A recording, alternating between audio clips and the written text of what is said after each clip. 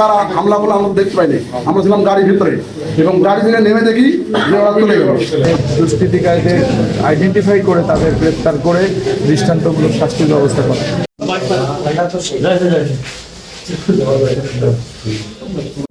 হ্যাঁ, আমরা জানতাম না তারা চলে গেছে। পরে তো চলে গেছে, আমাদের 3 জন আহত হয়েছে এবং আমাদের একটা গাড়ির পিছনে সমস্ত গ্লাস ভেঙে গেছে এবং আমরা তাদেরকে ধরতে পারিনি। আমরা তারা চলে গেছে।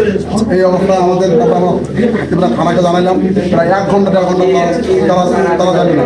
পরে আমরা লালমুলিয়ার ওখানে জানার পর তারপরে তারা গেল। কে বা কারা হামলা বলে আমরা দেখতে পাইনি। আমরা ছিলাম গাড়ির ভিতরে এবং গাড়ি থেকে নেমে দেখি যে ওরা চলে গেল। আমরা জানতে পারি কে বা কারা আমাদের গাড়ির নাম্বার না আমরা কিছু দেখতে পাইনি, যেহেতু আমার গাড়ির ভিতরে নাম দিলাম তো তারা চলে গেছে। এবং আমরা প্রশাসনকে অনুরোধ করব যে এই দুষ্কৃতিকারীদের আইডেন্টিফাই করে তাদের গ্রেপ্তার করে দৃষ্টান্তমূলক শাস্তির ব্যবস্থা করা। আদারওয়াইজ আগামী 12 তারিখ নির্বাচনটা সুষ্ঠু হওয়ার ক্ষেত্রে আমি মনে করি এই ঘটনাটি একটি অন্তরায় হিসেবে দাঁড়াবে বলে আমার কাছে মনে হয়। এবং 12 তারিখ নির্বাচন সুষ্ঠু করার জন্য প্রশাসনকেই প্রমাণ করতে হবে যে তারা নির্বাচন সুষ্ঠু করার ক্ষেত্রে তাদের সদিচ্ছা, নিরপেক্ষতা এবং ক্যাপাবিলিটি আছে। তা না হলে তো ভোটাররা ভোট দিতে আসতে উৎসাহিত হবে না।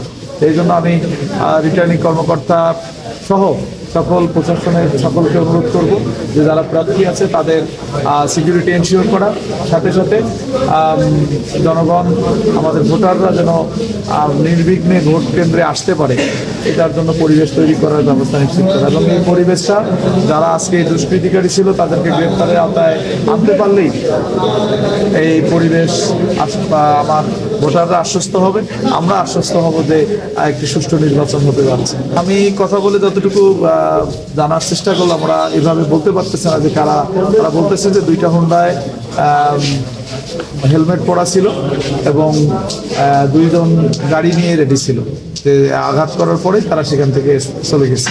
এই জন্য তারা এখনো বলতে পারতেছে না যে কারা এই হামলার সাথে জড়িত। যাই হোক, আমরা শুনলাম যে কিছুক্ষণ আগে খবর পেলাম যে আমাদের এখানকার স্বতন্ত্র প্রার্থী শেয়ার আহমেদ পাটগ্রামে জনসভা করে ফেরার পথে জয়াপুকুর নামক স্থানে অতর্কিত কিছু দুষ্কৃতিকারী হামলা করেছে তার গাড়ির বহরে হামলা করেছে।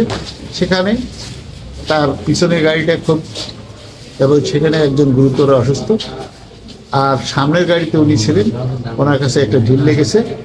তবে এটাই অতর্কিত, আমরা যতটুকু দেখলাম ততটুকুই আমি বলতে পারি। উনি এখন অসুস্থ, ডাক্তার চিকিৎসা দিচ্ছে। যদি কথা ডাক্তার বলতে পারতেছে না, আমরা আশা করি উনি যেন অতি দ্রুত সুস্থ লাভ করেন। পাশাপাশি আমরা এর তীব্র নিন্দা জানাচ্ছি যারা এই দুষ্কৃতিকারা এই দুর্ঘটনা ঘটার চেষ্টা করেছে, তাদের একটা দুরভিসন্ধি আছে। তারা আগামী নির্বাচনে যেন জটিলতা সৃষ্টি করার জন্য একটি পায়তারা করেছে। আমরা প্রশাসনের দৃষ্টি আকর্ষণ করে বলতে চাই যে অতি দ্রুত তদন্ত সাপেক্ষে তাদেরকে আইনের আওতায় নিয়ে এসে শাস্তিমূলক ব্যবস্থা গ্রহণ করার জন্য। আর বিশেষ করে এটা তীব্র নিন্দা এবং ক্ষোভ প্রকাশ করছি আমরা। আসসালামু আলাইকুম। আজকে আমাদের জরুরি বিভাগে 12টা 5 মিনিটে আমাদের যে স্বতন্ত্র প্রার্থী আছে কোলে করে নিয়ে আসছে, ওনাদের লোকজন ছিল কোলে করে নিয়ে আসছে, এসে বলছে যে ফিজিক্যাল অ্যাসাল্ট বা পাবলিক অ্যাসাল্ট বা দুর্বৃত্ত যে আক্রমণ এই হিস্ট্রি দিয়েছিল।